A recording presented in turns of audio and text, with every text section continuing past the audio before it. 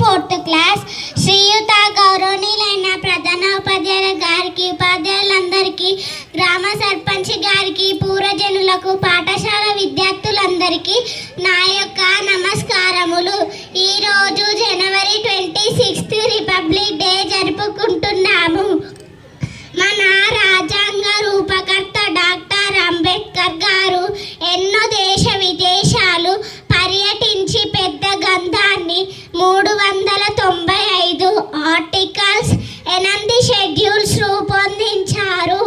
దీని ప్రకారమే మన భారత రాజ్యాంగం పాలనలో ఉన్నది. కాకపోతే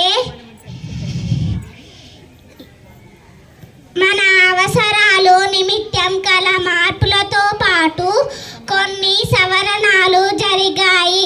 ప్రస్తుతం 448 ఆర్టికల్స్ 12 షెడ్యూల్స్ ప్రకారం పాలనలో ఉన్నది.